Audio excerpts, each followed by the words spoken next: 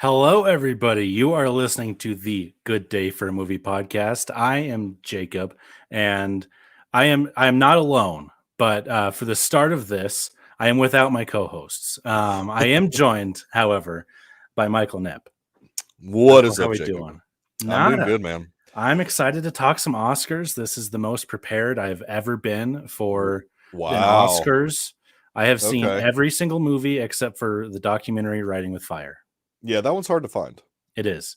There was talk about it being on PBS yesterday. We're recording this on March 2nd. We are live on our YouTube channel. So if you are hearing this afterwards, go over there and watch the video as well.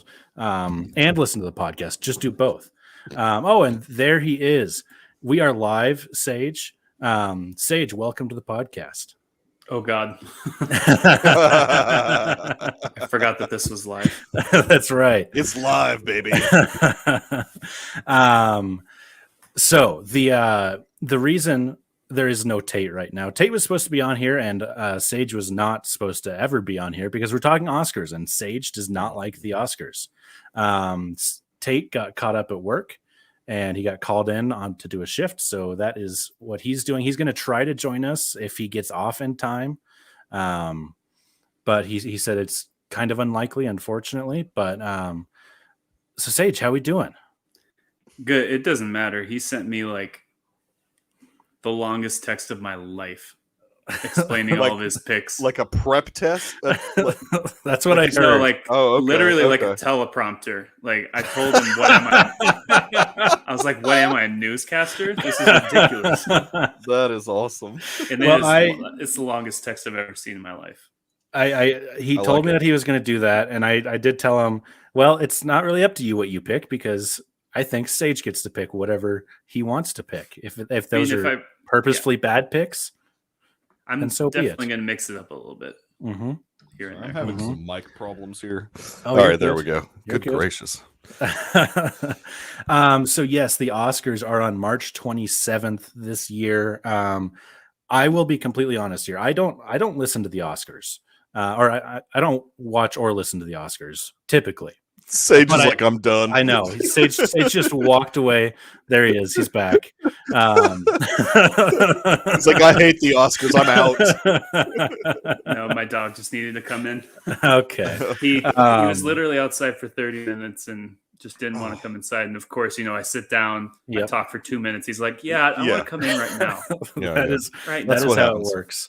I think I'm going to try to watch them this year. Usually I always for some reason I'm traveling like the night of the Oscars, whether it's like when I was in college, it'd be back to Laramie from Fort Collins or something like that, where I'm like, oh, bummer, the Oscars are on. And I'm like, or there's like a basketball game on. And I was like, bummer.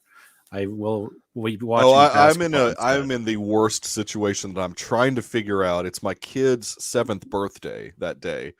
And so I'm trying to figure out, like, if I spend the whole day with the family and like cut out, because I usually watch it at Dr. Earl's house. He's a co-host on the Deucecast.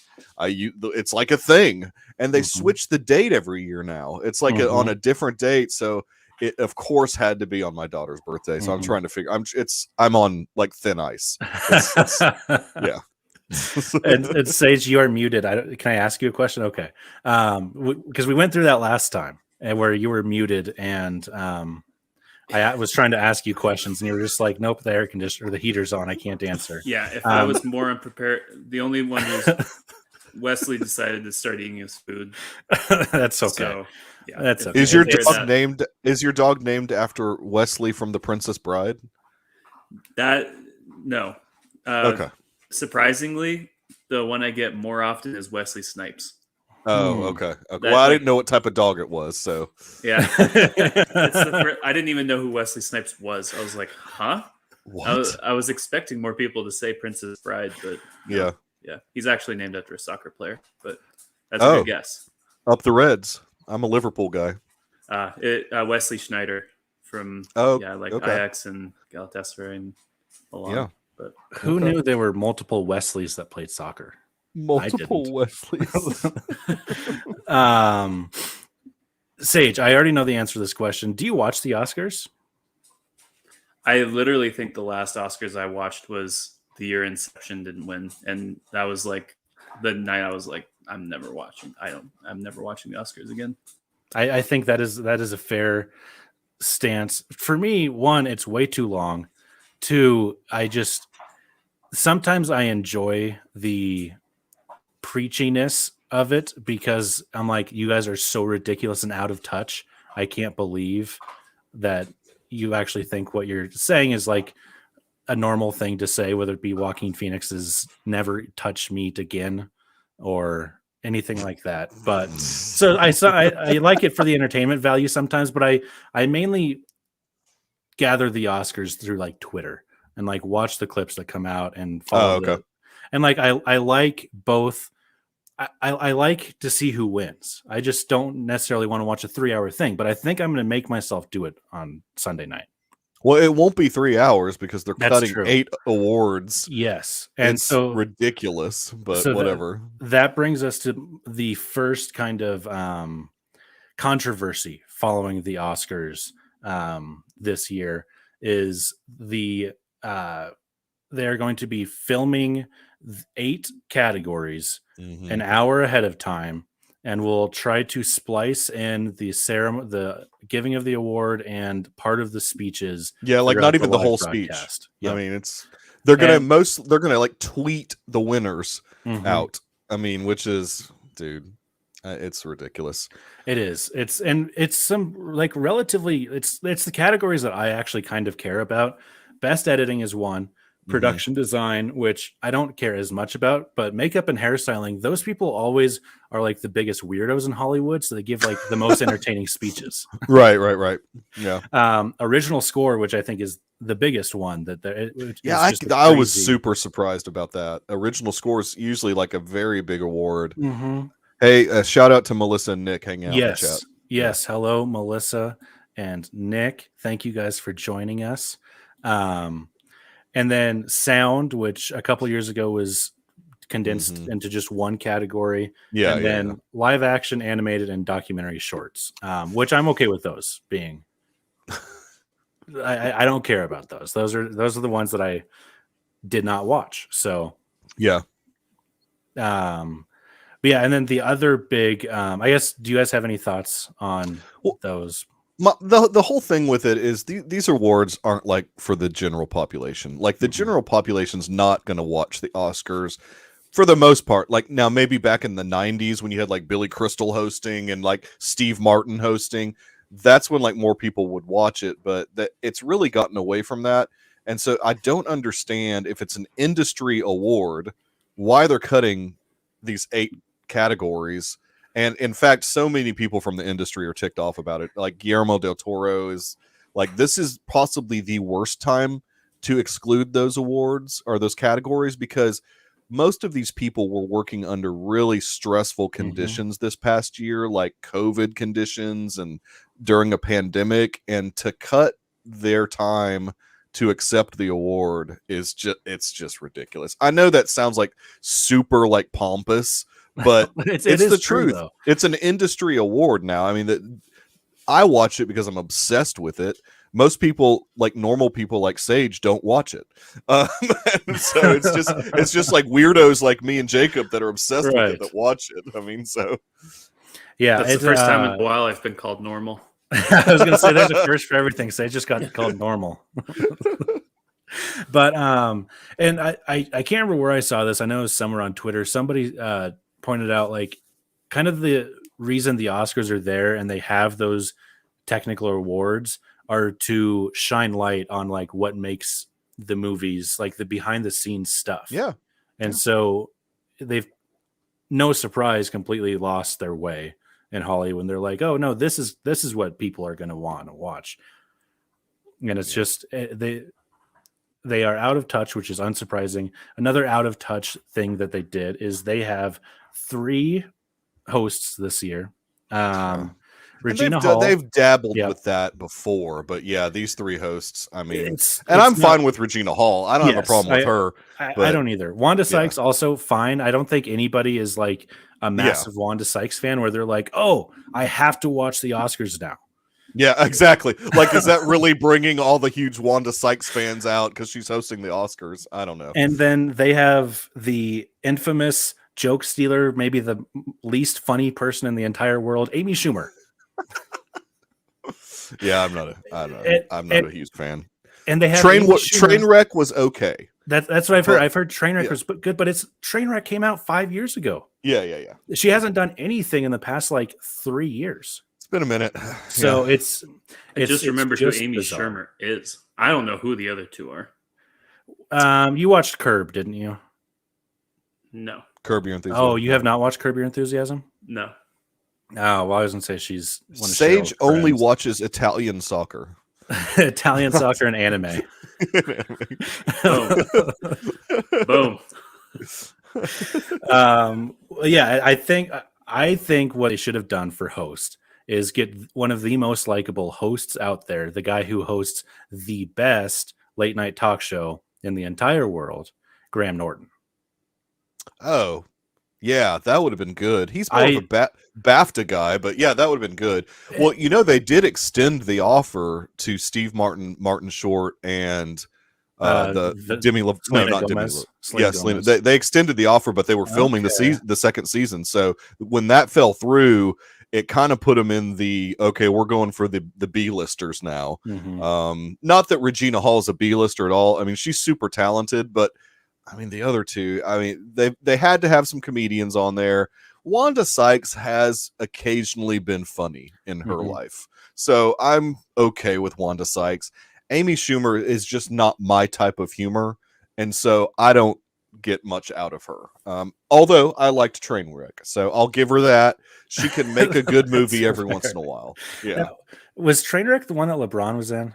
Yes. Okay. Yeah. No, that's the exact one that he was in. I don't think I'll ever watch that movie for those two reasons right there, but honestly not that bad, but yeah, that's what I have heard that it's quite good. I can't take full credit for that Graham Norton thing. Lights, Camera, Barstool. Ken Jack said it on their podcast yesterday. It's a good idea. I mean, I love. I was like, holy cow! Yeah, I can't tell you how long I've fallen into YouTube rabbit holes of just the Graham Norton show clips. Yeah, I've watched full episodes from like 10 years ago. I think he brings out the best in his guests. I mean, they always really enjoy, and the dude is ageless. I mean, he still looks the same as he did 10 years ago. It's pretty crazy. All right. Well, what do you think? Should we get to our official predictions? Let's do it. Look, dude, you're already showing the Deuce Cast up, even having like something on there to even. I would break the whole thing if I tried to do this. Here's the thing.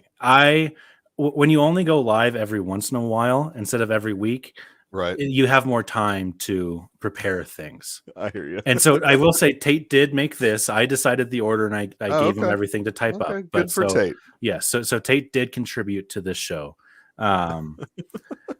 So yes, Oscar predictions. We're going to just go through every single category and right on. See what I really look forward to Sage's picks. He's an expert am very excited at the Oscars, so I really look forward to his picks. Massive expert. You've seen all of these movies as well. Yeah, I think you've seen probably like Dune and Belfast. Yeah, probably. And Coda. I need to read. You've seen Coda.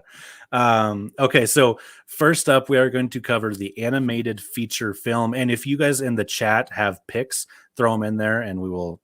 We'll talk about those as well. I thought Nick filled out his he did, and so did Melissa. So they both did. If you don't, maybe I should go ahead and do it, but I don't know. I just wanted somebody else to win because if I do it, I'll win, and I don't want. I that's fair. Oh, you know what we should talk about before we actually get into this. Okay.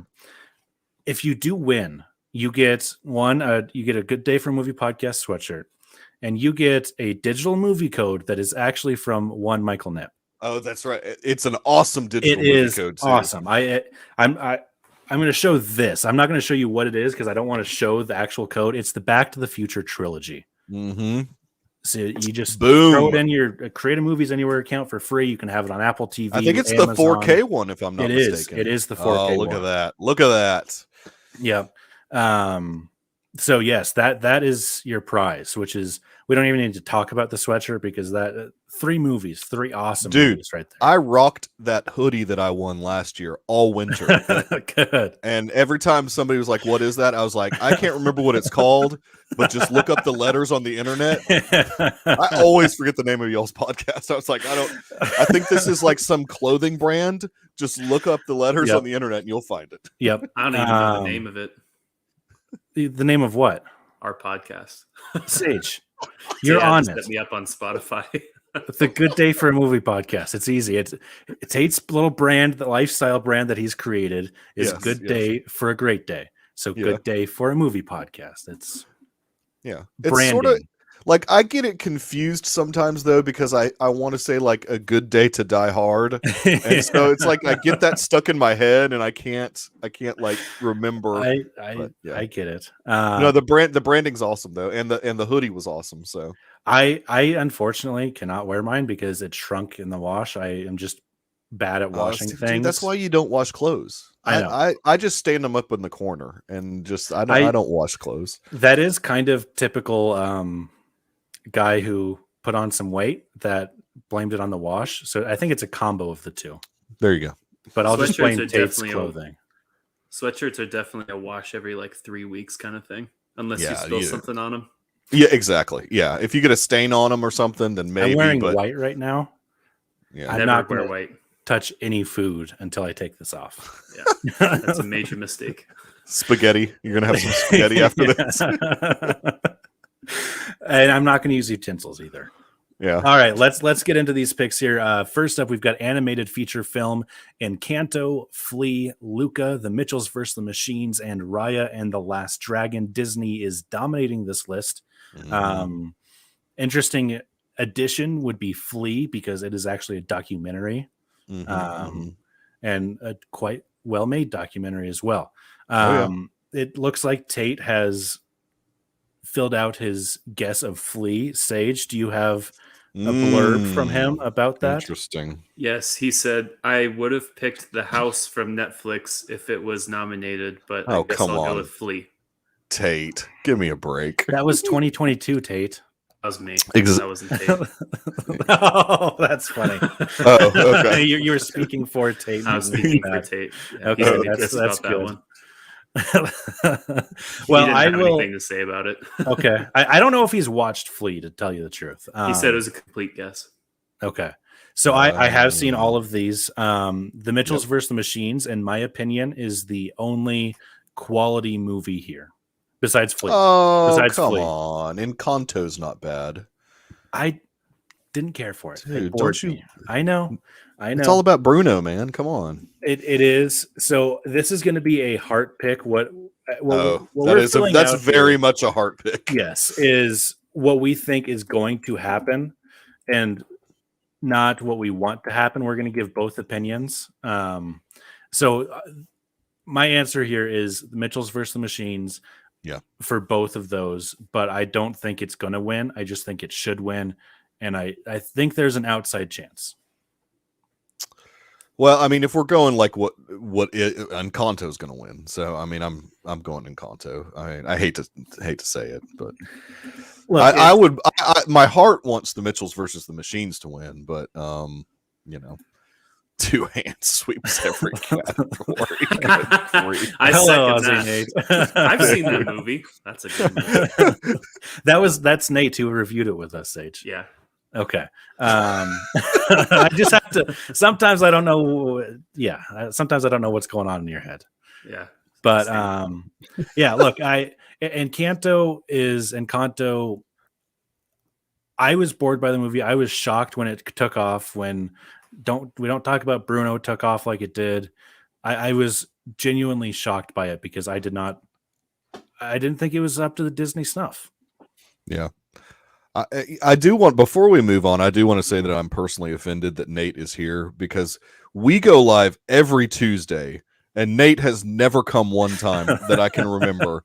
You guys go live like, once every quarter and he shows up. Whatever, Nate. I see where you're. Well, he was on our your podcast more allegiances lie. recently. I than he was know. on your podcast. Oh, is that what it takes? You got to have Yeah. Nate on your podcast Yes, for him to show come up. on. Yep. Oh, okay. It's okay. supply and demand, baby. I see how it is. He's saying lies. He's saying he's there every week, according to My 43-year-old brain might not remember when he was on the last time, but I know it's not as often. Statistically, he's been live with you more than he has with me. I think since he's here tonight. Yeah, I think that's probably accurate. All right, let's move on to cinematography. The nominations are Dune, Nightmare Alley, The Power of the Dog, The Tragedy of Macbeth, and West Side Story. I would love if Dune wins everything that it's nominated for. I don't see it winning this one. I think West Side Story is going to be the one that I think it's probably the most deserving, but Tragedy of Macbeth I think should also definitely be in the conversation. Pretty impressive. Because, Yep. I mean, pretty good. I know this isn't set design, but just how they shot the set and everything. Oh yeah, no, it looks good. It looks like Tate has picked Nightmare Alley, which I think is probably the least favorite. Yeah, I mean, all of these are pretty impressive as far as cinematography is concerned, but I mean, yes, I would, Sage. Tate said, "No idea what in regards to cinematography. No idea what this means, even though Jacob's told me many times. Obviously, your boy's gonna pick Nightmare Alley." Yeah, he's a frustrating individual. So, Michael, what are you thinking here? I am actually going to go with Dune here. I think that really? if there is one award that Dune is going to win, it should be for cinematography. I just off the cut, I'm surprised that Tate would pick. I'm surprised that any of the others would even be in contention because Dune was so enthralling, like cinematography wise. And I haven't seen any of the other movies. It's just impressive to think that one of those others could trump it. Yeah, I mean, West Side Story, it was, especially if you compare it to the original version, it just seemed much more alive. And yeah. I mean, obviously because it was filmed in 2020 or maybe 2019, whenever it was filmed, it was much easier to kind of use that. And you've got a guy like Spielberg behind the direction of the camera. So I think what I want to win is Dune. What I think is actually going to win is Power of the Dog. And this is, again, this is going to go into some of my wishful thinking here behind what's going to happen later on. I hear you. I'm hoping that they kind of give Power of the Dog some of these categories that are not the bigger ones, and it misses out on some of the bigger ones. And they just, So that's what I'm hoping there. I feel you. Because Michael and I did not like The Power of the Dog. I'm not a huge Tate fan. actually did not like it either. He said he'd give it like a 20 or a 30. It didn't connect with me. I know it connected with a lot of people, but I don't know. I need to recommend the podcast that Sam Elliott was on. Dude, oh my that was God. so awesome. I only heard like that one clip. I didn't listen to the whole show, but that was epic. The whole show was okay. He was his typical kind of grizzly self. I think the older he gets, the more surly he gets, though. He was on with Mark Maron, the WTF podcast with Mark Maron. I really did enjoy my time listening to it because he's a weird dude. But like Sam Elliott comes off as such like a cowboy guy, but he's from like Oregon and California, and you're like, what? But anyways, let's move on here to costume design, which a couple of interesting selections here. Cruella, Cyrano. I'm sorry, not Cyrano. It's not a pepper. Tyrion Lannister was not playing a pepper. Cyrano, Dune, Nightmare Alley, and West Side Story. I did not like Cyrano. I saw that on Sunday. Oh, did you get to see it? I did. See, it's not in Birmingham. I didn't get to see that stupid movie yet. It was in the theater actually, and it was It was not for me. To me, it's one of those movies that's kind of made for. I don't know who it's made for, but it wasn't made for me. And the people in the theater that I was with, it was made for them. They were enjoying it. They were laughing and they were crying.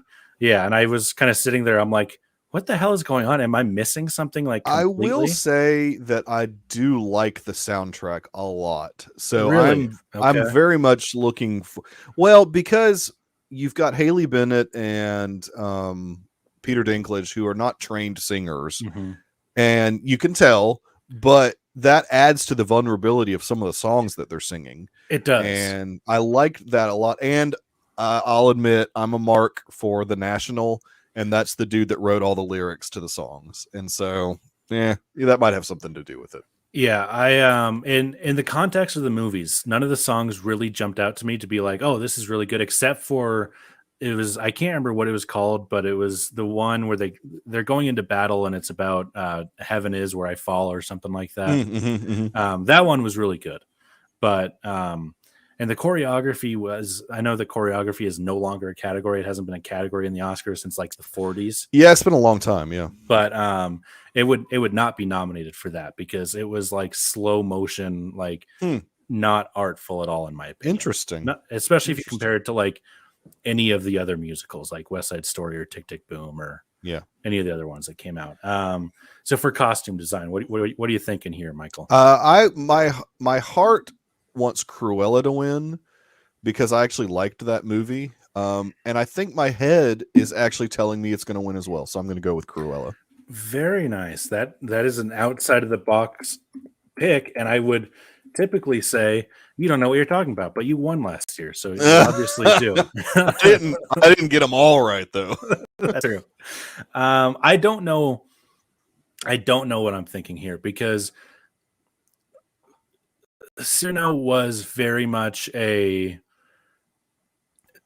me, when you have like one of those medieval settings, in my head, I'm like, well, that's a pretty easy costume to design because it's been done so many times. It's not like you're creating something new all that much. Dune, I don't. The costumes were good. They were book accurate. They looked good. They were cool, but I don't think they were quite maybe flashy enough and out there enough as something like Nightmare Alley and West Side Story. I think West Side Story is going to win this one. You're loving some West Side Story. You know, it's funny because I don't have the love for the movie like you do, and some. Oh, it's like my number one movie of the year, but I don't think it's going to win any awards. I think just because it's seemingly been a long time since Spielberg's been involved that they're going to get a little caught up in that. I think it's going to get a couple of awards. Yep. Tate picked Dune. You got anything for Dune, Sage? You've seen Dune. Yeah. I would probably give it to Dune just because of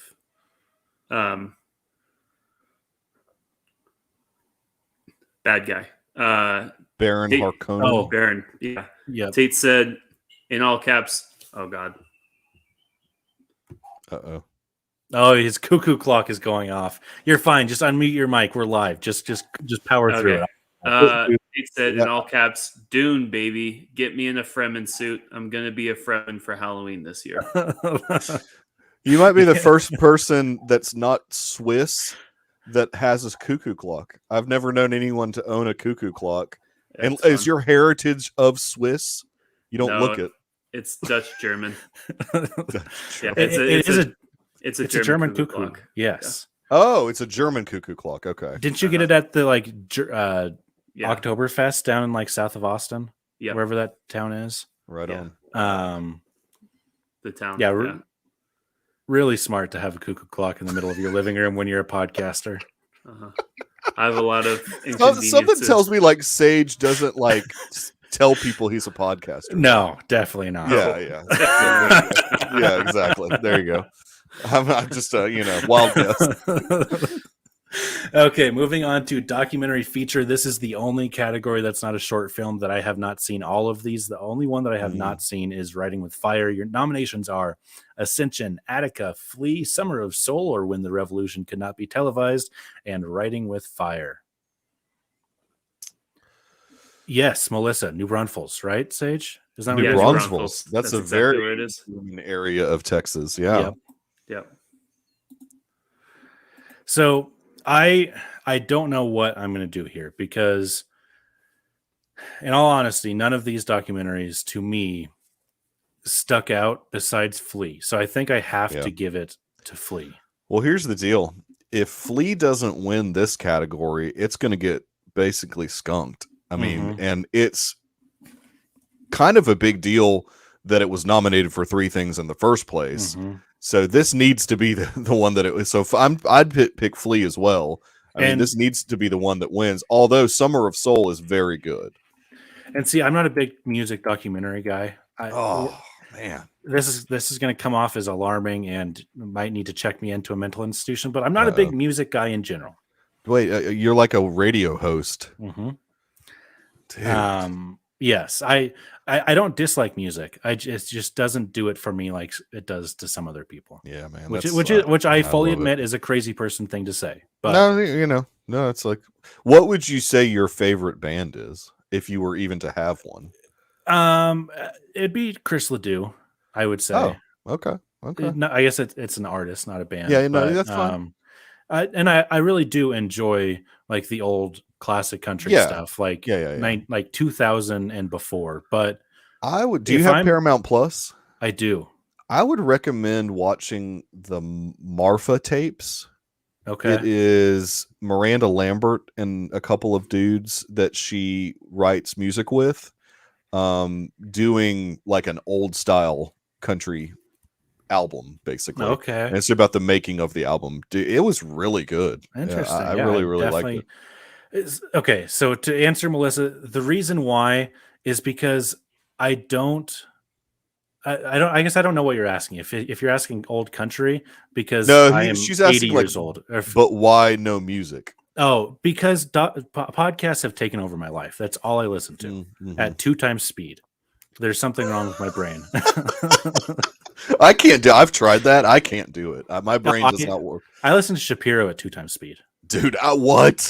He talks in 2 times speed already, so you're actually listening to him in 4 times speed. Yeah, it's pretty crazy. I don't know. If I'm by myself, I will never listen to music. I will turn a podcast on.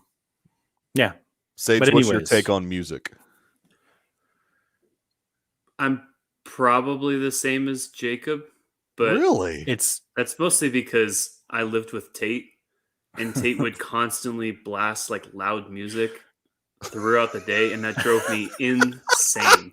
And so now that he's out of the house, it's like it's just quiet, and I can think, and I can hear my inner thoughts. So I'll probably readjust back to listening to music more regularly. I just got beaten down for like 4 years. So I hear you. What was he listening to? Gangster rap. Oh, loud. That's terrible. Yeah. Too bad. It's there's some of it that's okay. Kendrick Lamar's not bad, but I don't know if I'd even call him gangster rap. But I mean, I just leave the house for like an hour or two and come back and it's still playing, and I'm like, how are you doing this? Does Tate have any thoughts on documentary?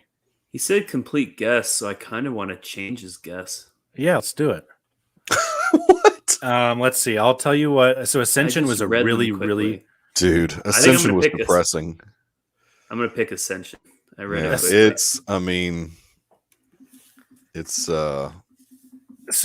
was a hard watch.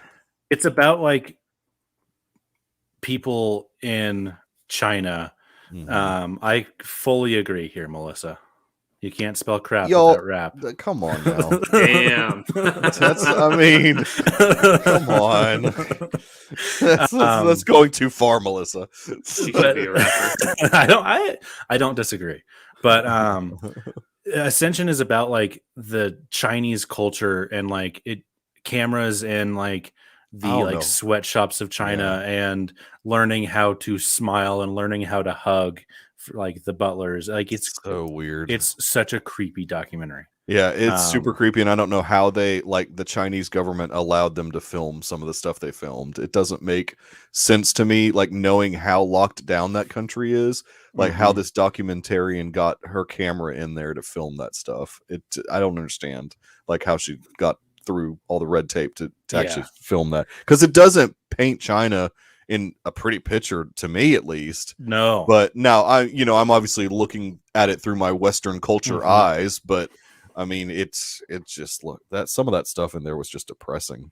Yeah, I mean, when it ended, I was like, I think we could probably, like, wiping China off the map would not be the worst idea in the world, because if we don't do it, they're going to do it to us within like 20 years. Yeah, I mean, because like they're just trained like that.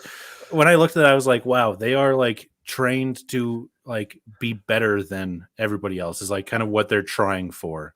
Yeah. And I was just like, I just hope that it's long enough in the future that just my kids have to deal with it and I don't have to, and I won't care. I'll be off the earth, so I don't care. Okay, our next documentary category, documentary short subject. I did not see any of these, but I did write down what they are about.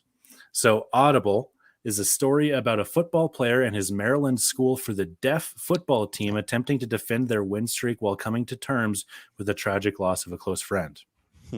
Lead Me Home is about homelessness on the West Coast. The Queen of Basketball asks the question, have you heard of Lucy Harris? Have you heard of Lucy Harris? I have not. Well, you should have, because she's one of the greatest living women's basketball players. Really? A 3-time national champion. Scored the first basket in women's Olympic basketball at the 76 Olympics, and she was drafted into the WNBA. She's no Cheryl Swoops. 3 songs for Benazir, a young man who recently got married and lives in a camp for displaced persons in Kabul, struggles to place his dreams of joining the Afghan National Army and responsibilities of starting a family. When We Were Bullies, a filmmaker tracks down former 5th grade classmates and teacher to see if they remember bullying from 50 years ago. What? Yep. I hope that doesn't win. I do too, because I'm not going to say what I was going to say, but bullying was a word that didn't exist when I was in school. I was going to say I'm kind of pro-bullying. I was bullied. I think everybody was bullied. Bullying builds character. It builds character. So I would do the Kabul one just because I know the Oscars. I'll do that one. That is exact. When I read that one, I said that is what is going to win. Yeah. Let's see. Type these out here. What the heck is it? That's here.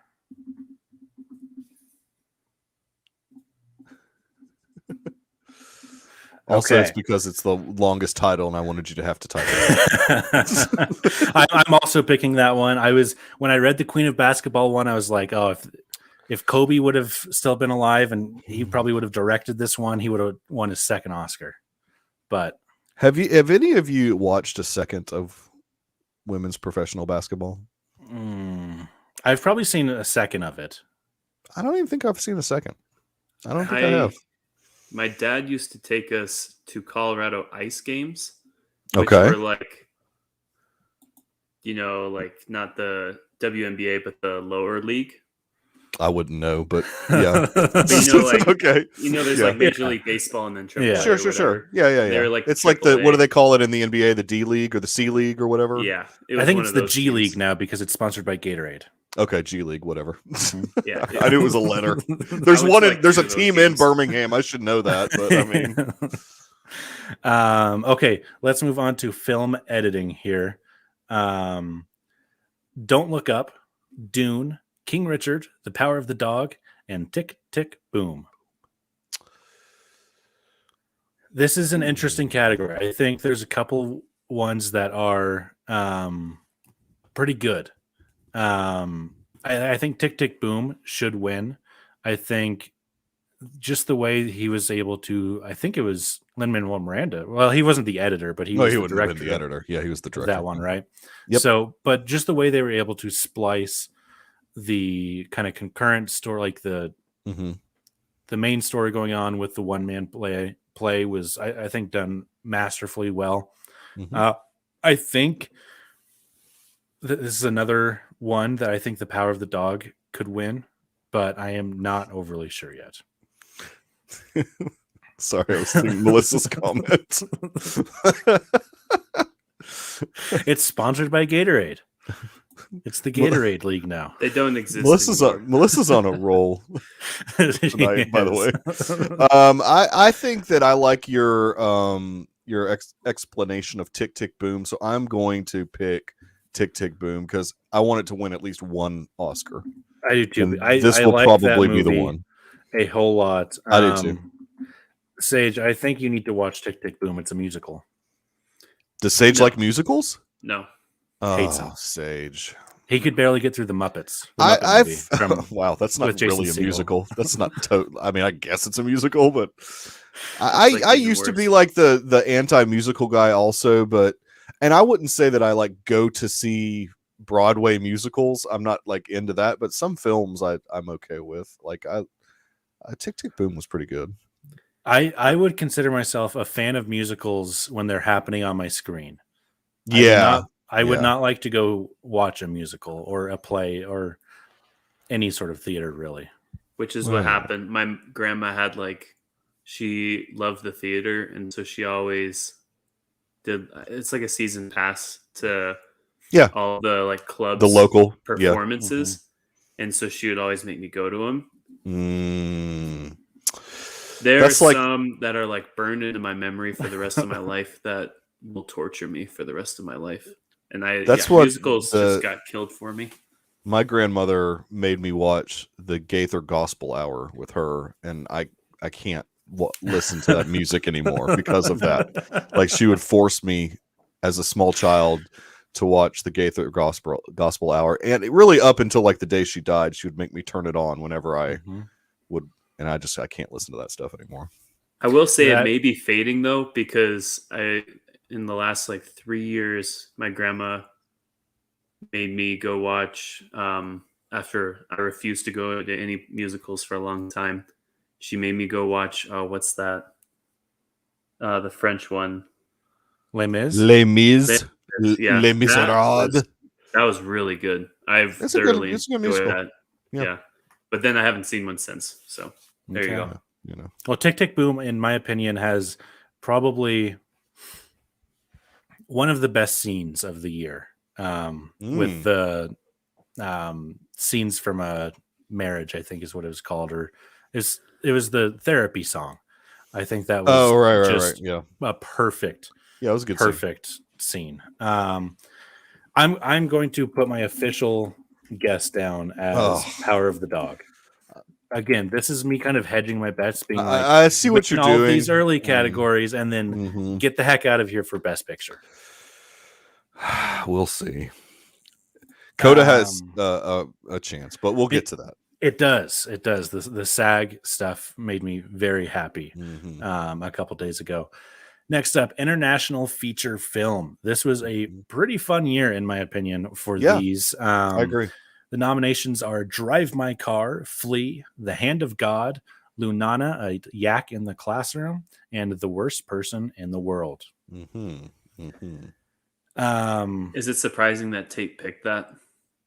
No. If he's being serious, then it's not surprising. But if he's just serious, pulling these out of his, then okay. I mean, it's a good. Has he seen it?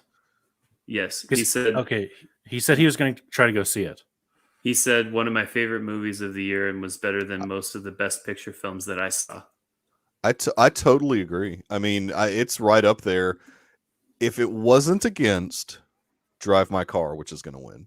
Oh, you do think Drive My Car is going to win? I think this will be the award that Drive My Car wins. So I don't know if you heard of my Drive My Car experience yet. I don't think I heard your experience. Was it within the review that you wrote of it? No, kind of, because I saw it at Alamo Drafthouse.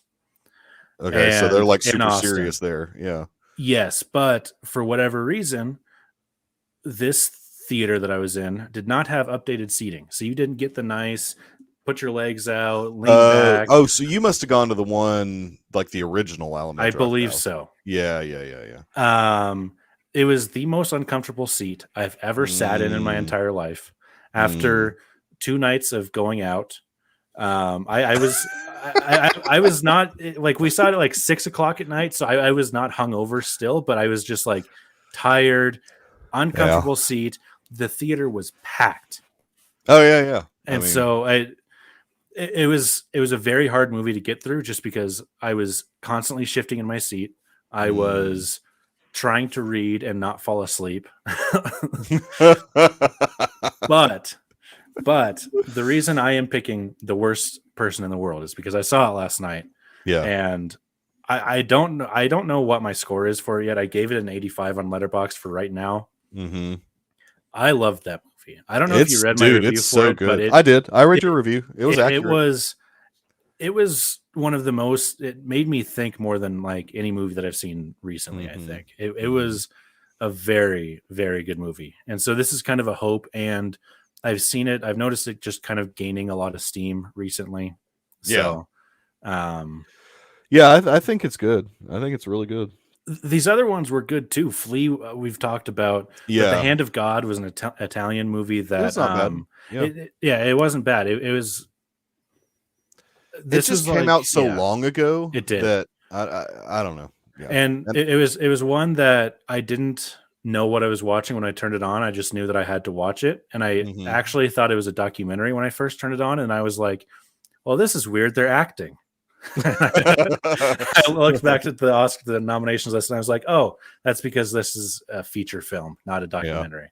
But so once I realized that, I was like, "Okay, let's restart this movie actually and watch it through the lens of a movie, not a documentary." And I enjoyed Lunata, a Yak in the Classroom. I hadn't seen the Yak one. Apparently, it's available on Canopy, but I saw that. Yes, it felt like it's the least international of the international films, and it's from Bhutan. So I don't know what that seems says, seems pretty international to me. I know, but it was a very Americanized, just kind of standard feel good little movie. Huh. Okay. I bet it'd be the prettiest. Bhutan is gorgeous. Have you been to Bhutan? No, I've just seen photos. Okay. It's like deep in the Himalayas. So it's like okay. Yeah. It was very nice to look at. Next up, we've got makeup and hairstyling, which is probably my least favorite nominations, because Coming to America was on there. I know, right? Come on. Also nominated Cruella, Dune, The Eyes of Tammy Faye, and House of Gucci. Back, I actually think the first time I had COVID, I watched the first Coming to America, because that's about the time that Coming to America, the second one, came out. And after I watched the first one, I was like, I did not find that funny at all, unfortunately. And so I was like, I'm never going to watch Coming to America. And then it gets nominated for an Oscar. I said, well, I can't have it. I can't just miss one movie. And little did I know Writing with Fire would never be available. Yeah. But, so yeah, I was a little upset with it. And Amazon Prime's pushing Oscar nominated Coming to America when you go click on the little thumbnail. Yeah. I was like, of course they are. But thoughts here? I think for this one, I'm going to go with The Eyes of Tammy Faye. I think that there was a lot of makeup and a lot of hairstyling in that movie. So I'm going to go with that one. I completely agree. This is what I was going to pick as well, and I think it is. I think it should win as well. They all looked just like they did in real life, kind of. I mean, Andrew Garfield's character not so much, but Jessica Chastain absolutely. Yeah. I think it's good. House of Gucci, I mean, I feel like should be thrown in there a little bit. It didn't get a whole lot of love in the Jared Leto's makeup was pretty impressive. Yeah. I didn't recognize him until he started talking, and I was like, the only person that could do a voice like that is Jared Leto. Yeah. Now next up, another category that is going to be skipped in the live show: music, original score. Yeah. Nominations are Don't Look Up, Nicholas Britell, Dune, Hans Zimmer, Encanto, Jermaine Franco, Parallel Mothers, Alberto Iglesias. The Power of the Dog, Johnny Greenwood. Yeah. It's just, that was not a great score for me. And I love Radiohead and I like Johnny Greenwood, but I just The Power of the Dog is just, I wish it just didn't exist. But I completely agree. So over that movie. Yeah. I don't know. I don't know what's gonna. I'm kind of actually leaning to Encanto here. I think I'm gonna pick it for another category, but I guess I'll go Dune, even though Hans Zimmer has won so many freaking Oscars. But but to me, it's the best score out of the. I mean, it really is. It's the most sweeping. It's epic. I mean, it's a really good score. It is. I've listened to bits and pieces. Too. I heard you say like Radiohead, so I'm assuming that the other movie wasn't necessarily. Oh well, no, Johnny Greenwood. No. I'm sorry, Johnny Greenwood from Radiohead. Yeah. I'm sorry. Yeah. Okay. And look, he did a couple scores this year, I think. And this is not the one I would have picked of his. And man, there's another score I really liked, and the Deuces, which is my podcast's award show, will hopefully rectify some of these wrongs that the Oscars has done. But I really liked the French Dispatch score that Alexandre Desplat did. Desplat, yeah. Yeah, I thought that was a great score. I was really surprised that it didn't get nominated. But yeah, I mean, out of these, I've got to go Dune. Yeah, I hope Dune wins. I like Hans Zimmer as a composer. He has won a whole bunch, but I do think it was the best. But I can't quite tell you why I'm picking Encanto, but I just have a feeling Encanto is going to win this one. Yeah, no, and it very well could. I mean, we'll get to the category that I'm going to pick it for, but I believe it's next. Okay, good. And actually, I have a little something for this one that I put together. Oh no! So I'm going to mute all of us. Okay.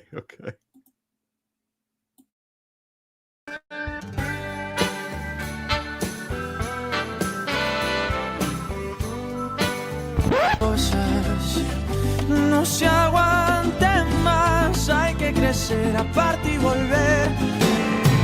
Someway,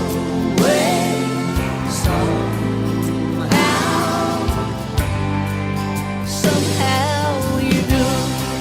Coming down the road, coming down the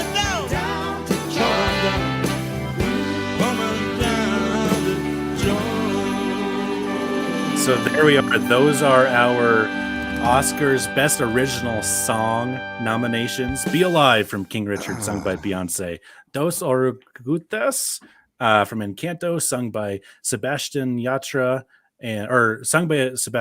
written by Lin-Manuel Miranda. Down to Joy from Belfast, sang by Van Morrison and written by Van Morrison. No Time to Die from Billie Eilish from No Time to Die. Somehow You Do from 4 Good Days. And sang beautifully by the one and only Reba McEntire. I'm sorry, dude.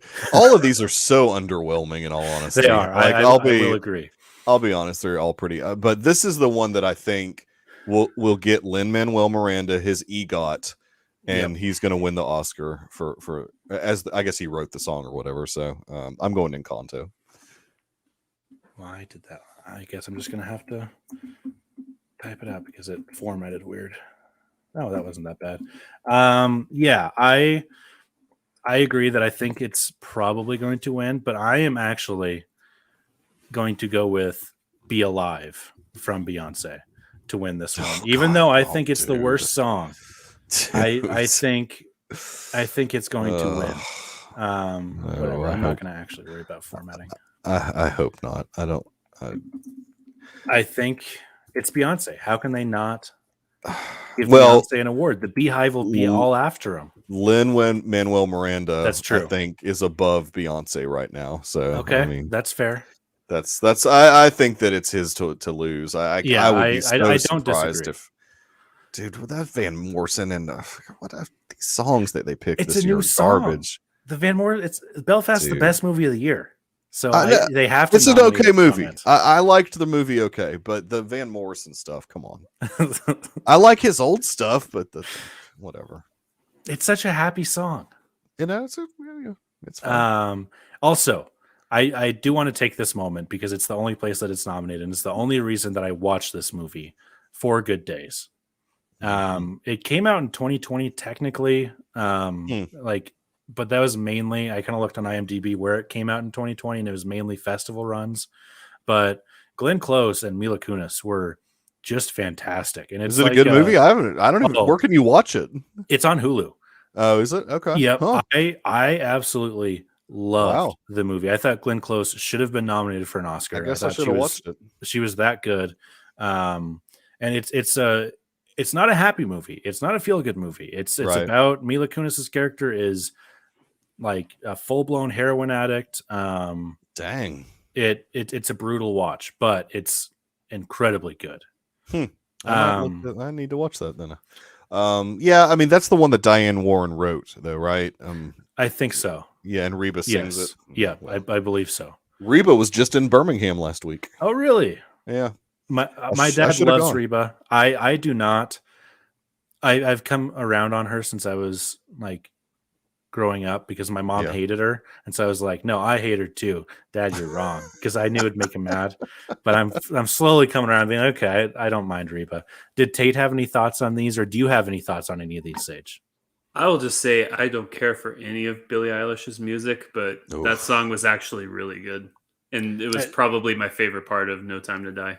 I actually would not be mad if that won, but I really think that it's Lin-Manuel's to lose. I think it fit the movie very well too. Like it was a good opening scene. It was, I think it was probably the second best from the Daniel Craig James Bond song. I would say it's the best, and I think we're both thinking that Adele's is probably the other. Mm-hmm. Yeah, Adele's was good. But I think this was better than Adele's, and again, I don't like any of Billie Eilish's music. Yeah, that's fair. Next up, we've got production design. And the nominations are Dune, Nightmare Alley, The Power of the Dog, The Tragedy of Macbeth, and West Side Story. Mm-hmm. I think if Nightmare Alley is going to win anything, it's this one. I do not think it is going to win, though.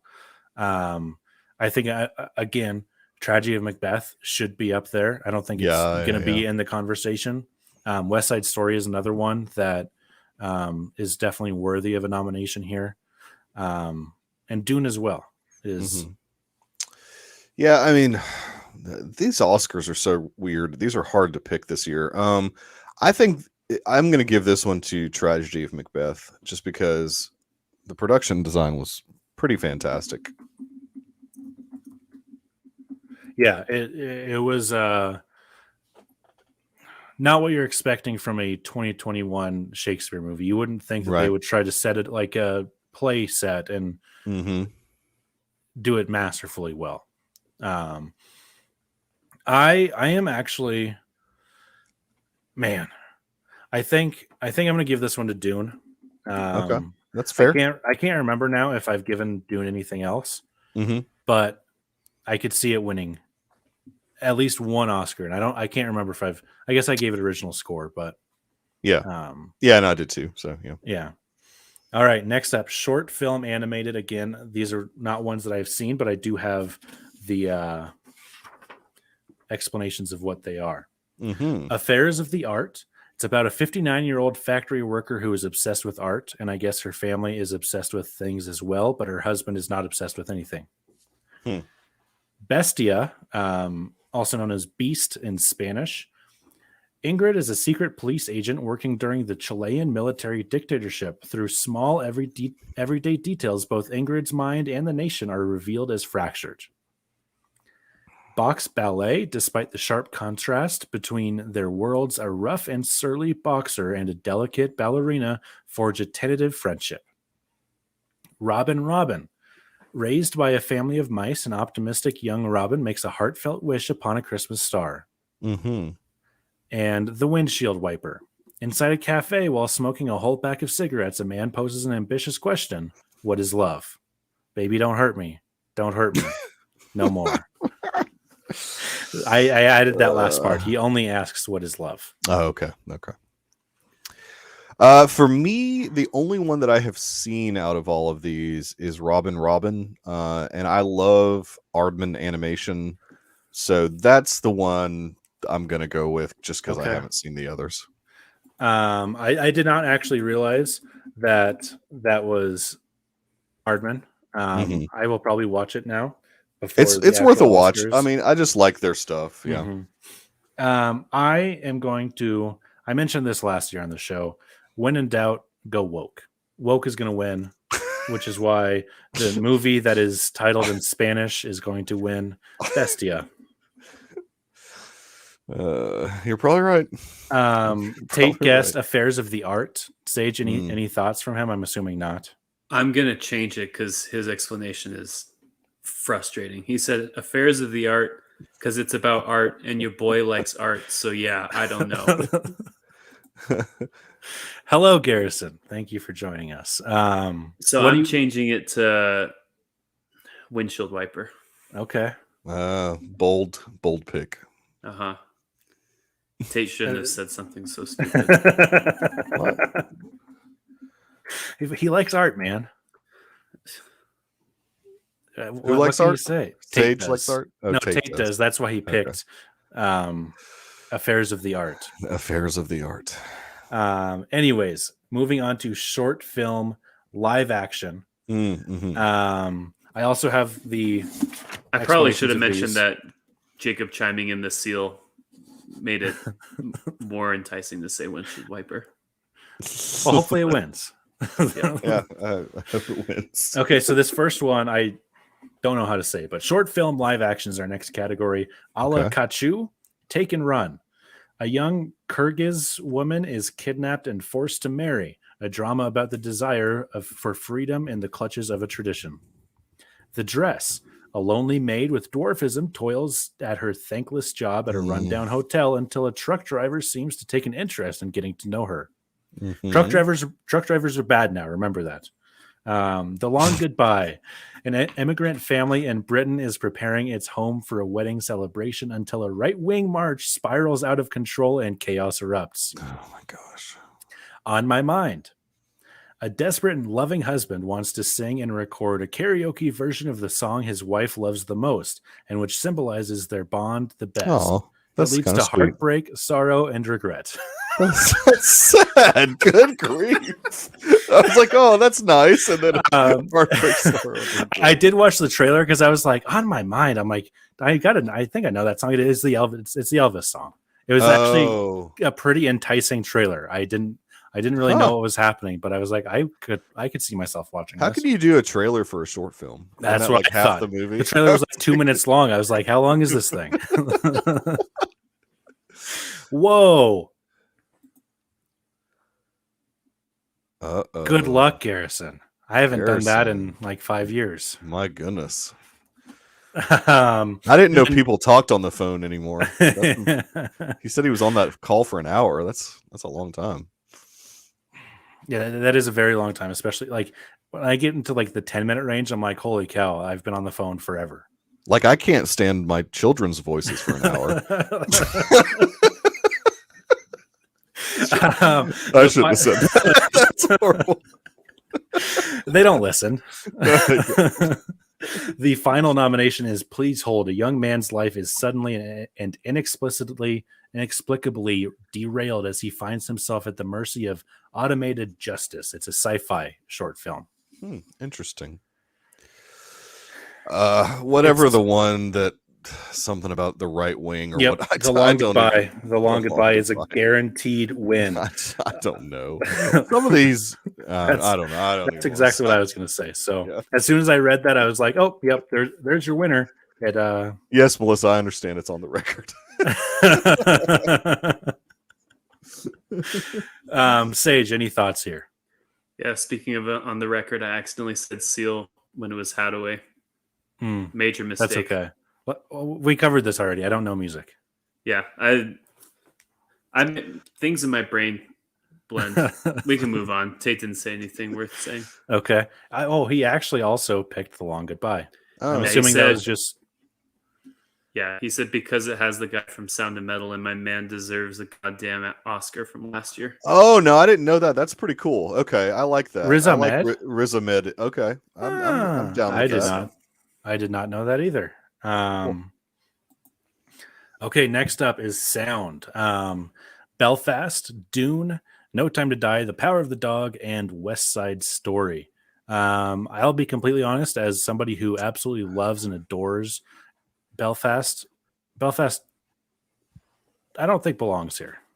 Yeah, it's interesting. I mean, there was I could guess maybe, but I mean, Yeah, I like don't know. I'm like, okay, like yeah, I guess, but All right, Garrison. Garrison. He could be. He's probably right in all honesty, but yeah, okay, Dune, fine. Are I you? don't know. Yeah, This I'll is just go another Dune. one I am actually going to give to West Side Story. West Side Story. Yeah, I mean, I think you're right that West Side Story is probably going to win a lot of Oscars in these smaller categories and nothing in the bigger categories. But yeah, I don't know. Yes, I also I completely agree, Garrison. Yeah. I totally agree. It's a travesty, really, because in all honesty, and this comes from being a Star Wars fan, the thing that I find most fascinating and interesting about film is sound. Mm-hmm. And just the different things that, whether it's the sound design or sound editing, sound mixing. Well, and that's the thing, like sound mixing and sound editing are so different. For them to combine them is just really weird. Yes, Tate said Dune drums were electric and everything with the throppers and the voice, god damn it was sick. Yeah, he also said if The Power of the Dog wins a single Oscar, I'm going to be pissed. Oh, dude, he better get ready to be pissed then. I wish Tate was here because I would tell him the drums were part of the score, not the sound. But oh snap! Anyways, have a good night, Melissa. Thanks you so much for hanging out, Melissa. Okay, next up, visual effects. We're getting very close. The next one is part of the big categories. Right on. Visual effects, and the nominations are Dune, Free Guy, No Time to Die, Shang-Chi and the Legend of the Ten Rings, and Spider-Man No Way Home. I love this. I love all of these nominations. Yeah, they're all pretty good nominations. I want Spider-Man to win an Oscar, so I think I'm going to go Spider-Man on this one. I like it. I had this thought when I was watching this movie. I said, this movie is the best looking Marvel movie I think I've seen. All of the visual effects were just spot on, and that would be Shang-Chi and the Legend of the Ten Rings. Wow. Okay. So I could see this. Shang-Chi. I don't know if it will win, but I do think it deserves to win. I think it was just it was all done incredibly well. Interesting. Also, wonderful that Free Guy was nominated for an Oscar. I like that. Yeah. Okay, directing. Ooh, yeah. This is a pretty tough category here. Belfast, directed by Kenneth Branagh. Drive My Car, directed by Ryusuke Hamaguchi. Licorice Pizza, directed by Paul Thomas Anderson. The Power of the Dog, directed by Jane Campion, and West Side Story, directed by Steven Spielberg. I would have just chimed in on the last one that I would have agreed with. I would have agreed with Mike on Spider-Man No Way Home. This is actually the first one where I've seen several of them. I forgot that you've seen Spider-Man No Way Home, haven't you? Yeah, I did. Did you like it? It was more nostalgic. You're a Marvel critic. It was more nostalgic and it was good. Tobey Maguire was like my Spider-Man growing up. Yeah. So, but the visual effects were freaking insane. Yeah, they were. They were awesome. And Dune, I mean, was amazing, but it wasn't. I mean, the best visual effect. Oh, the worm. The worm. Yeah. Damn. I don't know. Come on. I wouldn't be surprised if Dune won. Yeah, I wouldn't be surprised. I mean, I don't know. I think this is. I'm hedging my bets on this. I'm hedging my bets that this is the big award that Jane Campion's going to get, and I'm hoping that it doesn't get anything else. So I'm going to go with Jane Campion for directing. Okay. Well, I guess actually, Yeah, you need to put the Yeah. director's name. Yeah. and Tate filling out his own thing, doing it wrong. I am convinced that I'm not going to see The Power of the Dog. It's incredibly It's just- boring in my yeah, opinion, it's and just one of those things, man. it feels like a lot of work to get through.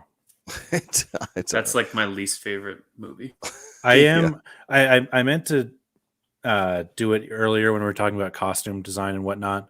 I am so happy Power of the Dog did not get nominated for that, because that's like the first thing that I noticed. I was like, what are these people wearing? These people are wearing like yeah. 2021 like fake Western thing that like you wouldn't even find it at Boot Barn. Like you'd find it at like the like high end, like if there's like a Western fashion store in New York and they think they're doing Yeah. the right thing. Yeah, it's so weird. It's such a I just don't understand the love for it. Mhm. I don't get it, but whatever. This is I typed that name in the wrong place also. There you go. I don't know. I don't know what I think is going to win. I don't even know what I want to win. Like I want to say Kenneth Branagh is like my in my heart. That's who I want to win. That's a hard pick, but I love that movie so much. I don't think it's going to happen here. I think it could happen a little later on. I do too. I don't think Paul Thomas Anderson's going to get it because Nah. one, it wasn't his best movie. He's not in the territory of we just need to give this guy an Oscar quite yet. He's getting close, but He is. Spielberg though is another one where I'm like, I could see it going that way, but I think because I did not have international feature film Drive My Car winning that one, I think it's going to go to him. You think here. it's going to go to the director, huh? Hamaguchi? Yeah. That's Hamaguchi? I just worked through that in my head. So That's interesting. I mean, that's an interesting pick. I mean, I think it's Campions to lose, but I for the most part I agree. I really don't want that to happen, so I don't even want to pick it. it's gonna win. It's gonna win an Oscar, dude. I mean, It is. Everybody's so far up. But Tate whatever. said, "Drive My Car yes. was incredible and loved how it was directed. Was an intentionally long and almost relaxing therapeutic movie. It Love really. these. I agree with that sentiment. Yeah. Yeah, loved the use of silence in the movie and just long scenes of no talking. Licorice Yes. Pizza was overrated. Belfast was fine. Well, I just The Power of the Dog can suck my bleep. Oh, Hashtag kids show. that's awesome. those are all fair points except for Belfast. He said it was much all better right. than- He gave it was an all right. much better I think- than all right. I think that's what I gave it. I know. You guys are just wrong. It's nearly perfect. Oh, God. All right, that's fine. All right, next up, writing adapted screenplay. Okay. Coda, Drive My Car, Dune, The Lost Daughter, and The Power of the Dog. Tate chose Coda here. He said, Coda all day. Up there with Nightmare Alley and Worst Person in the World is my favorite movies of the year.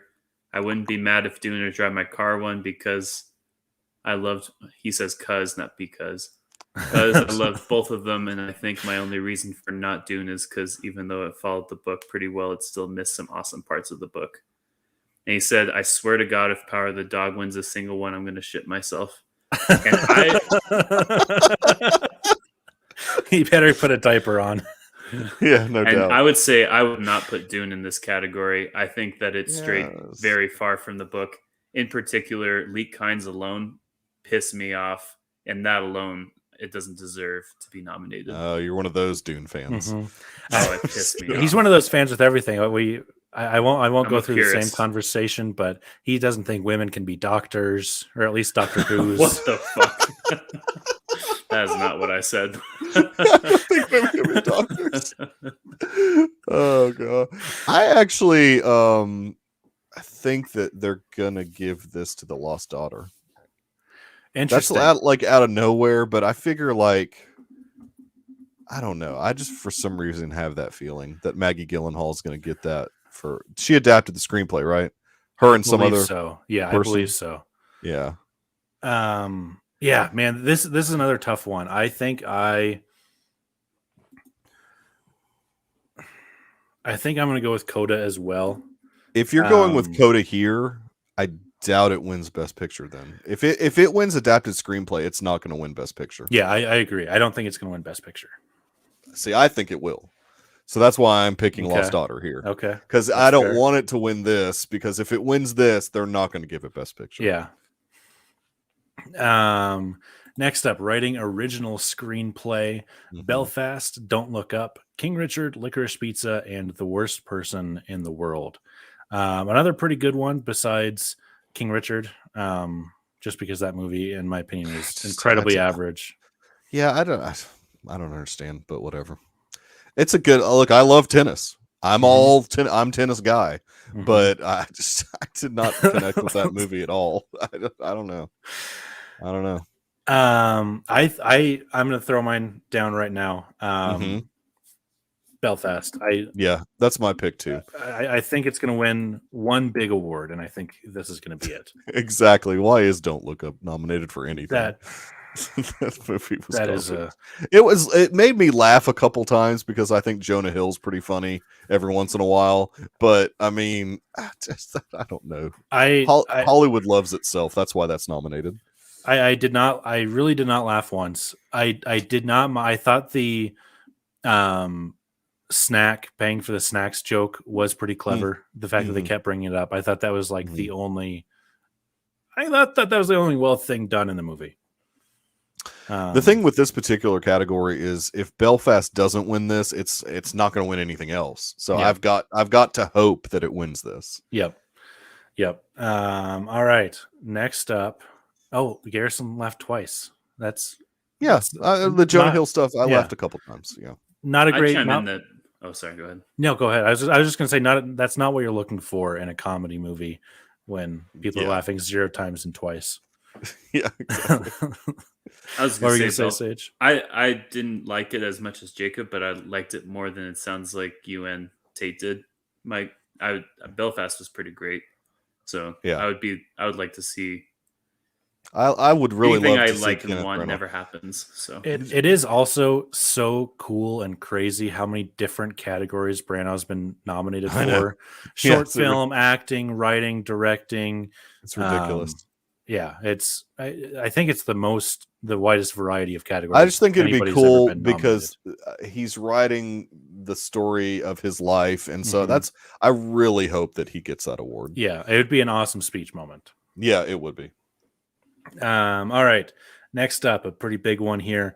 Actress in a supporting role. Yes. Jessie Buckley from The Lost Daughter. Ariana DeBose from West Side Story. Judi Dench from Belfast. Kirsten Dunst. Tate misspelled it. Kirsten Dunst from The Power of the Dog. Oh, man. Anjanui Ellis from King Richard. Yeah. This is a shoo-in for DeBose, I think. Yeah.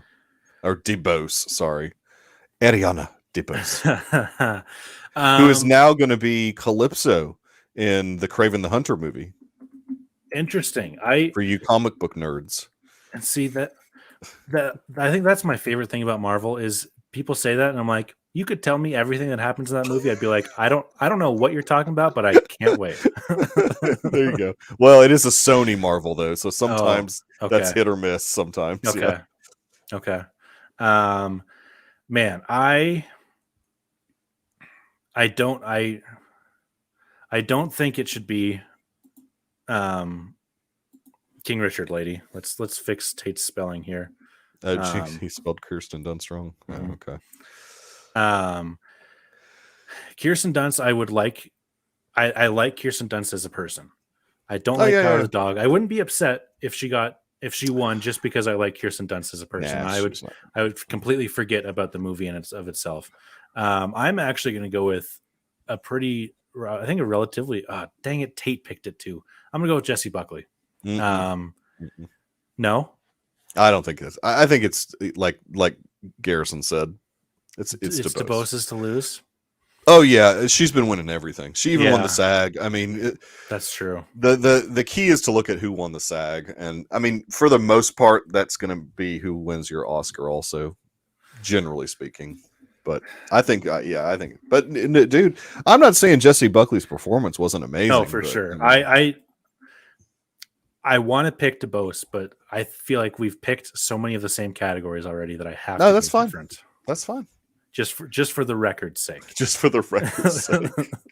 Oh, I'm not saying these are my official picks. I've got hours and hours of research That's to true. still do. That's fair. But I mean, this is like sort of like very minimal research. Yep. Tate had added, oh yes. I don't know, but if Kirsten Dunst wins, I'm gonna flip the fuck out. Actually, she was pretty good in that movie. She was. She and Jesse Plemons were the only that thing that's good in that movie. Yep. Okay, next up is actor in a supporting role.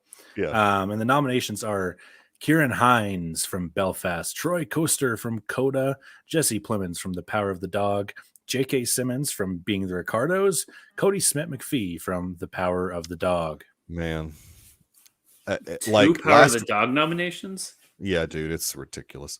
Like last week, I would have told you Cody Smith McPhee 100%. But because Troy Kotsur won the SAG, I'm going him. I'm going Troy Kotsur. Too. Yeah, I am too, and I think that's what should happen. I think. Yeah, I agree. But Cody Smith McPhee, he was like locked in. Oh, and then all of a sudden the SAGs happened and just like really changed Maybe everything. I should spell his name right. Tate, yeah. Go ahead. What Tate said, this is the easiest one for me. The dad from Coda is a landslide. Not only was he insanely fucking good and should deserve it regardless if he was deaf or not, the fact that he is just adds another element to the whole process. I agree. That make it harder to win this category. And I'm not like 1,000 more words after that. I'm not going to read them, but I would agree. Yeah, I would totally agree. Coda wasn't a great movie, but his and the mom's acting, for me, the musical stuff, like the singing stuff, I hear you. Yeah, but the parents were the best part of that whole movie. The family was the best part of that whole movie. Yeah, his acting was fantastic, so he should take it. I hope he does. By the way, I do need to. I referenced this when we reviewed Coda. That Dave Portnoy called it when he saw that movie when it first came out on Apple TV Plus. He said Coda is going to win all of the awards at the movie awards. The only thing that I would say about that is for a lot of people, that movie is almost like too schmaltzy, like too like feel good in a way where it takes away some of the believability of it. But I don't know. I mean, I think it's got a good chance all of a sudden, like kind of out of nowhere. That was my beef with it. Was I thought that the most compelling part was the whole family aspect of, like, anytime the movie focused on the family, I loved the movie. But the second it went to like coming of age, schmaltzy, like that stupid shit, I just like I would start losing interest in the movie. And so it was like going one way or the other. It was like I'm falling in love with this movie, or I'm completely losing interest in this movie. And it's interesting because it almost was like two different movies in one. I mean, because it really was. It was really it's interesting. And I think that was a lot of like why people were just like, okay, yeah, I can see why this won Sundance, but I can't see it doing anything beyond that. But then winning SAG was insane. I mean, that was interesting. Very. And I loved all of it. I like the schmaltzy parts. I don't need movies to always be like super realistic. I like when they set up, like when they just tell like a really heartwarming story. Sometimes like we just don't get as much of that anymore. It feels like, unless you are watching the Hallmark Channel. But this is true. Yeah. I should add, sorry, I just read the rest of the Tates, and there is a funny part in there. If fucking Jesse Plemons wins this, I think I could be an award-winning actor. I mean, holy shit, was he boring as hell. And the other kid from Power of the Dog, my God, I'll puke if Troy doesn't win this.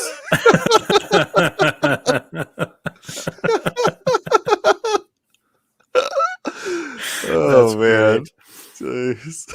Okay, we are getting into the leading roles now. Actress in a leading role. Jessica Chastain with a surprise win at the SAG Awards for The Eyes of Tammy Faye. That was really a surprise. Olivia Colman, once again, spelled the name wrong, For The Lost Daughter. Parallel Mothers, Penelope Cruz, which was also a very good movie. We'll talk about I that thought in a so bit. too. Yeah. Nicole Kidman for Being the Ricardos, and Kristen Stewart for Spencer. Mm. I know this Look, one. This hurts. This whole this one category hurts you. makes me angry because Kristen Stewart, first of all, she wasn't nominated for a SAG for whatever Mhm. dumb reason. I really want to see her win, but Nicole won the Golden Globe. Chastain won the SAG. I don't know who's. This is such a confusing category for me. I guess I'll just stick with my gut and say Kristen Stewart, even though I'm clueless on who's actually going to win at this point. Yeah, I did not care for Spencer. I thought it was kind of a drag. The best thing Cody did was convince me he was gay. That's a funny comment. I mean, he's not acting. wrong. Okay, so I did not enjoy Spencer as a movie. I do, however, agree that Kristen Stewart, I would love for her to get the Oscar. I don't think it's going to happen. I would love. You know what my favorite thing about Spencer was?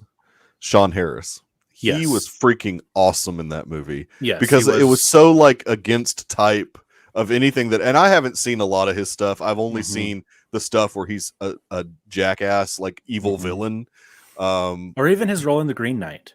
Yeah, exactly. Like he was just so good in that freaking Spencer movie. I loved all those scenes that he and Kristen Stewart had together were really good to me. I don't like that if you just play a famous person, Right. you're going to get a nomination. I feel you. Yeah.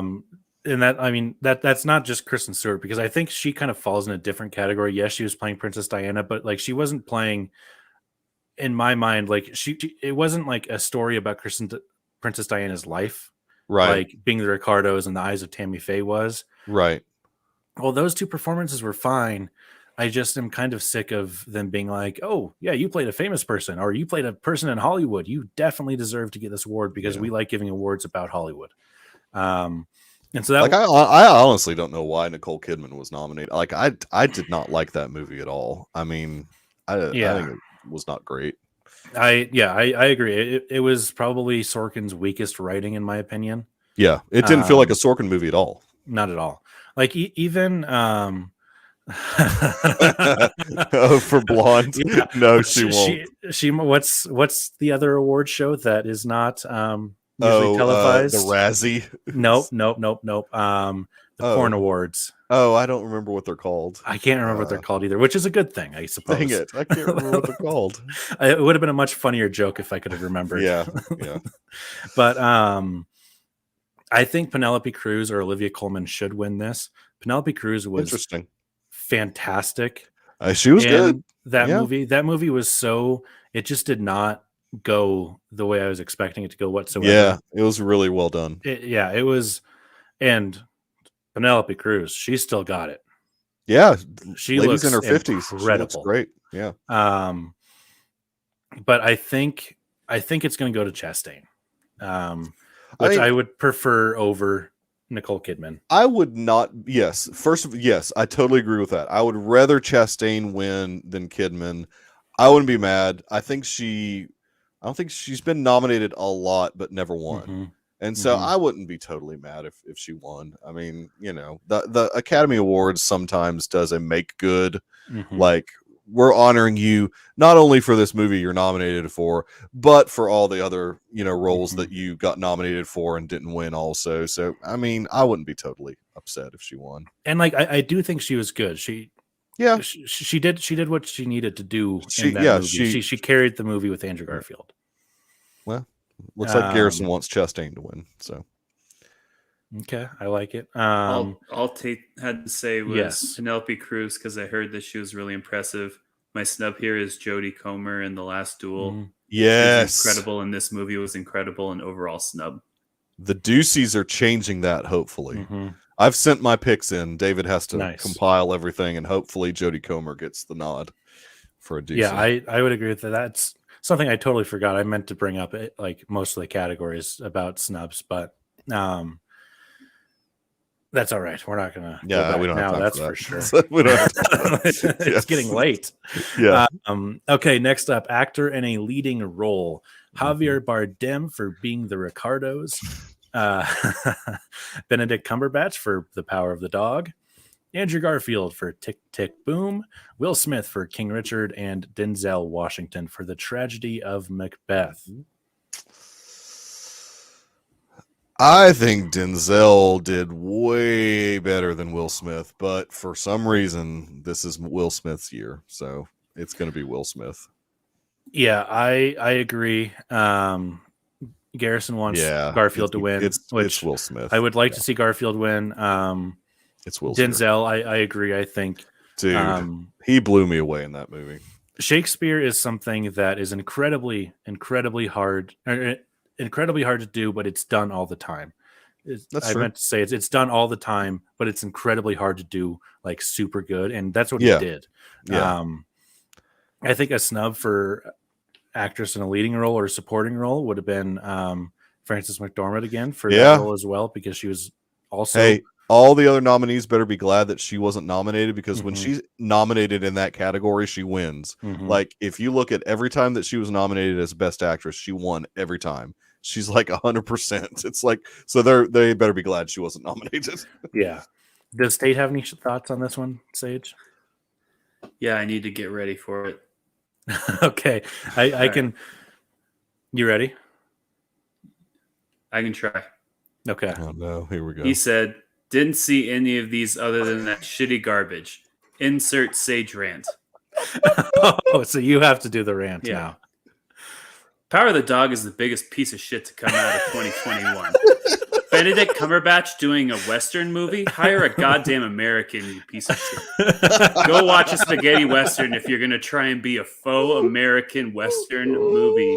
You wasted time. 2 hours and 6 minutes. God, I might as well go watch.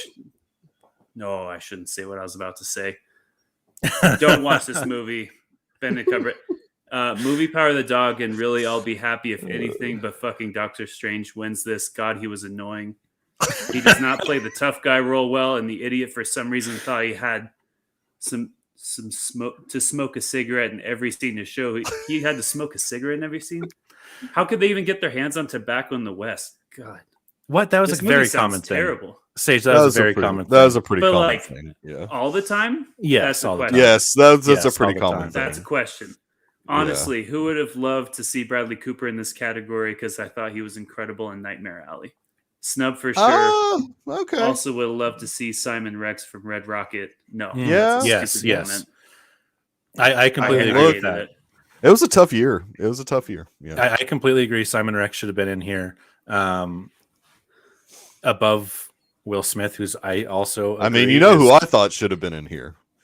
Nicolas Cage for Pig. Oh yes, that's just me. But I mean, no, I agree. Sage, have you watched Pig yet? No, is that the movie about Nicolas Cage acted by No. Nicolas Cage? No. It's That's coming one out that this came year. out. Yeah, You would okay. love Pig. First Pig is off, super good, it takes man. place in the Pacific Northwest. Cool. Second off, he's a chef. He's a former chef. Mhm. Very cool. And third, it's just like him like searching for his dog. Or for his pig, I mean. For his pig. Yeah, his I- pig. He basically, the whole thing This is he has movie a sounds a- amazing. Yeah, he has a truffle pig, and so as a chef, that's like a big deal. Oh, I want heard to- about this. Yeah. Yeah, That and is the a truffle huge pig deal. gets taken, and so they could have gone like the normal Nicolas Cage way with it, and it been like a revenge picture or whatever. But it was totally a subdued thing for him, and he was because I mean, you find out some reasons like why he's in the state that he's in and stuff like that, and it's really I was so ticked off. I that heard he about didn't this get nominated. movie. I need to go watch that movie. Yeah, I was so Sage, Michael has seen every single Nicolas Cage movie that's ever came out. Yeah, I haven't. I've seen all of them now. I'm completely caught up and ready for what he's bringing us in 2022, which is some awesome stuff. I can't wait for the Nicolas Cage being Nicolas Cage movie. I can't The remember Unbearable Likeness of Being, or whatever it's the name of it. called. Yes, the unbearable Yeah. weight of. Oh yes. yeah, so yeah, Yeah, whatever. I think it looks like so much fun. It does look like, and then he's going to be in Renfield, which that's going to be insane. Mm-hmm. And he's got a Western coming out also. Yes, and he's playing Dracula in the next couple years. Yeah, in Renfield. Yeah, he's going to play Dracula. Okay, that's what that in is. Renfield. Yeah. Okay. Uh-huh. I do want to touch on Javier Bardem here. Dumb pick by Tate. Dumb pick. That one has no chance in the world. Looks like he did it out of rage. A rage pick. Yeah.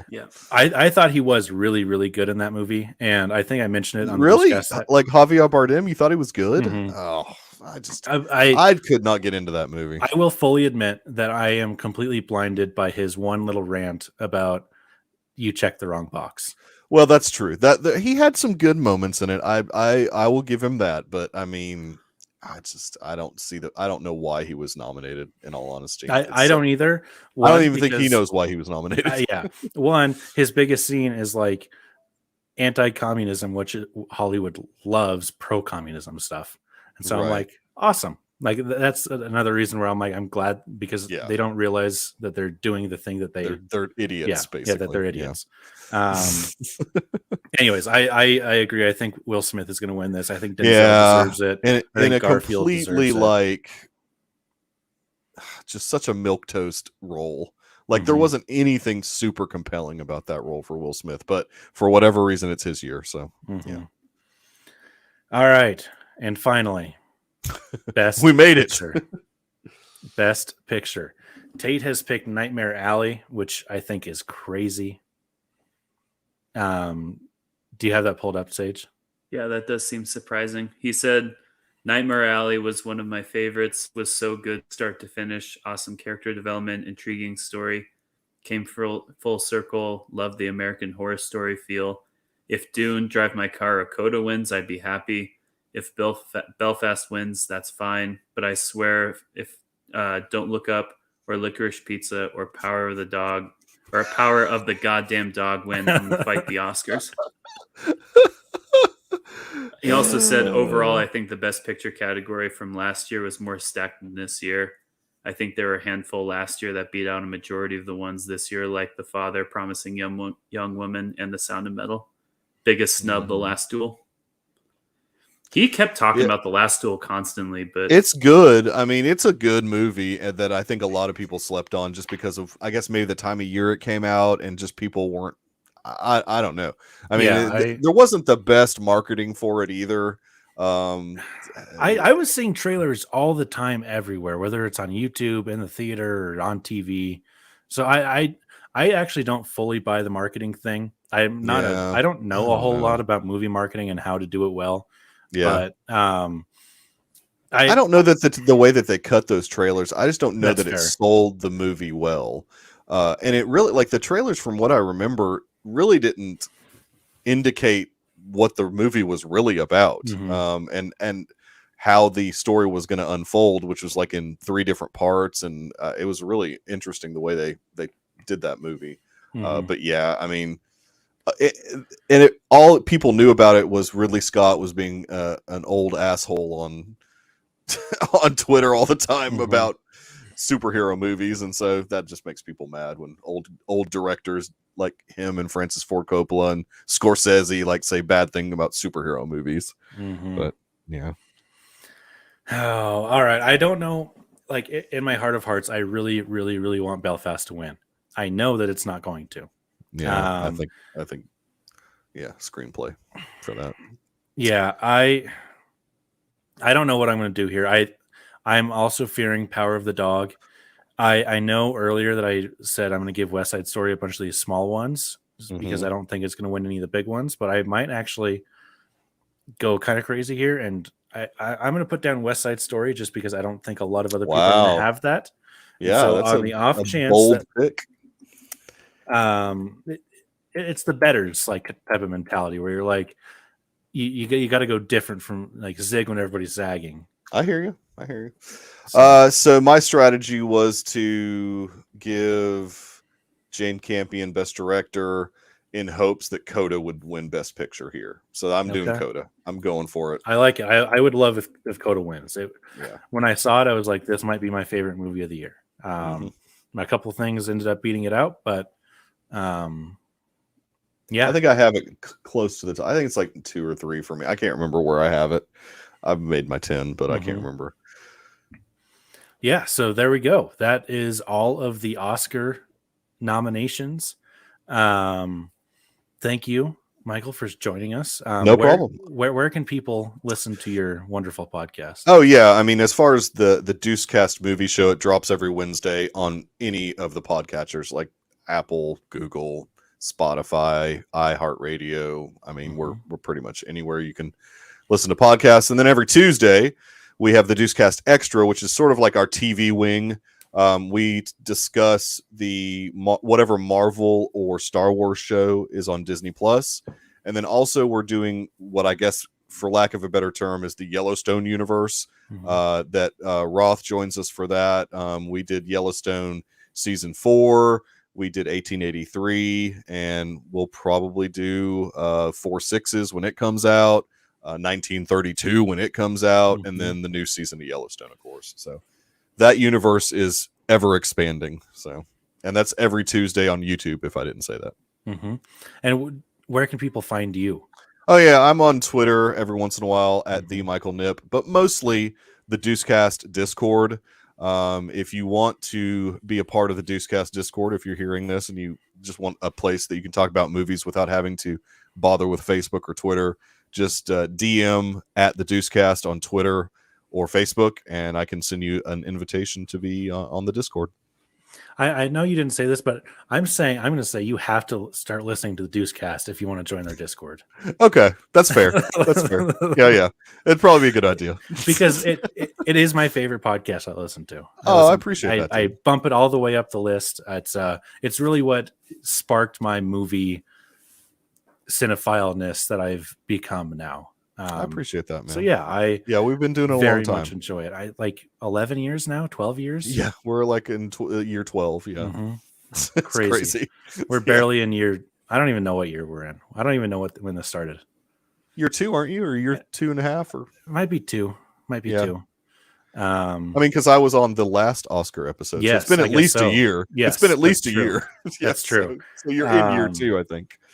And so you can, if you would like to fill out your very own Oscar predictions, you can find us on social media, on Twitter at gd4gd.movies, on Instagram at gd4gd_movies. We'll have those, the link for those. It'll be pinned on Twitter. It'll be in the bio on Twitter. It'll be in the bio on Instagram. It's already in the bio on Instagram, actually. And then if you aren't on social media, but everybody has an email address and you still want the link and you just listen to this, email gd4ampodcast@gmail.com and I'll send you the link. Also leave us a 5-star review on Apple Podcasts. Leave us a 5-star rating on Spotify, because Spotify now has ratings. Sage, if they don't. I'll rant on you. I'll give you a rant. I'll rant. Okay, I like it. I think that's it. Anybody have anything else before we close out here? No, dude, I really appreciate you guys having me on. It was fun as always. I would say if you don't leave a 5-star rating on Spotify, we'll make you watch The Power of the Dog. Perfect. And you don't want to do that, trust me. And we'll take your phone away too, because that's the only way I was able to get through it. I'm very happy that I'm never going to watch that movie. I'm very happy that I'm probably not going to watch most of these movies, but that's okay. Yeah, I'll give you the movies that you should watch that are worth watching. I already have 2 to 3 on my mind. So okay, nice. All right, we'll catch you next week at the movies. And thank you everybody for joining us in the chat. Garrison, Melissa. I know Melissa's gone, but Nate, Nick, and no longer